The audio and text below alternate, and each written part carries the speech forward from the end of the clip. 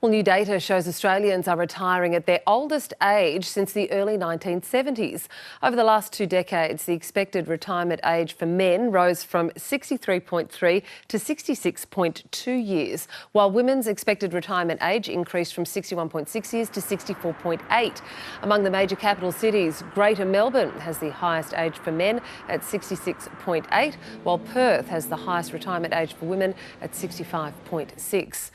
Well, KPMG economist and report author Terry Rawnsley joins me now from Melbourne. Terry, thank you very much for your time. Good morning.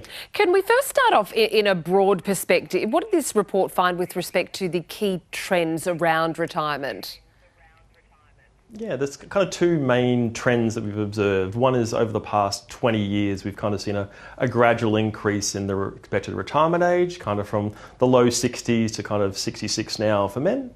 So that's a long-term trend we can observe. And then over the past 3 years, we saw this surge of people, older people remaining in the workforce or returning to the workforce during COVID. So these are people who might have normally retired, but you had border closures meant they couldn't travel the country or go overseas, and they were like, well, I can't travel, there's lots of jobs around, I'm going to keep on working. So that's a second trend that we've seen in the data. And what is the differences between men and women here? We know that we're all working longer, about 3 years on average, but what about that difference between men and women? Yeah, there's still a little bit of a gap of sort of a year and a half or so between men and women, and that gap sort of closed substantially over the past 20 years as kind of the labour market behaviours of men and women have become much more in line. And for example, like previously there was women could access the age pension at an earlier age than men, and that sort of drove a little bit of early retiring. But now those two numbers are in line, so the behaviours for men and women will probably converge over the next few years. I'll ask about the age pension in a moment, so I think that's one of the reasons why you're seeing some of these trends. But I thought what was pretty interesting in this report as well was when you look at retirement and semi-retirement, you know, gone are the days where you just got out of the workforce and didn't work anymore. You might have played golf or gardened or done something purposeful, whatever floats your boat. But there's a fair amount of interesting data in this report around semi-retirement.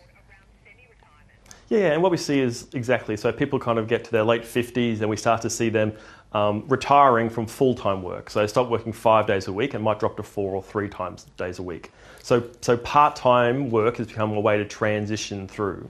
And also the data kind of suggests that people are probably leaving, you know, the labour force for a year, perhaps, you know, tending the roses, doing a round of golf, but then kind of perhaps tire of that lifestyle and they want to come back in to the workforce and keep on working, usually part-time. And the other kind of thing we kind of sort of sense from the data is that people might be doing a bit of a career change. You know, you might have worked in the one industry, finance and insurance, for 30 years. You know, you still want to engage in the workforce, but you want to do something different. You might have a passion project. It might be in arts and recreation or hospitality. You're still working, but doing something a little bit different. We know that work brings so much purpose for so many people, regardless of age. I want to ask you about the why. You know, why are we working longer? You mentioned access to the pension, but there are numerous reasons behind this. Yeah, it's a complicated sort of summation of, you know, tens of thousands of people's different decisions, and you know, one is around you know, income generation, one is around sort of social interaction, and kind of one of those longer driving trends is the shift towards sort of white collar work. So it's much easier to keep working at a laptop in an office environment when you're 60 or 67.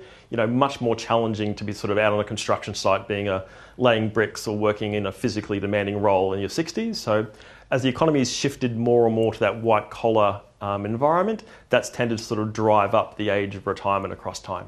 So Terry, what's the impact and the ramification on all of this, not just on society, but on economics, on the bottom line, say for the budget? We know people who are working for longer generate more income tax receipts for the government, and also potentially an ability to care for themselves for longer. Yeah, absolutely. And, you know, we have this challenge in this country about more and more people are aged over 65 relative to those 18 to 64. So each time the age of retirement kind of ticks up, that's a positive for the economy because we have more workers coming through. It's generating more personal income for people, which will either delay or prevent the need for age pension.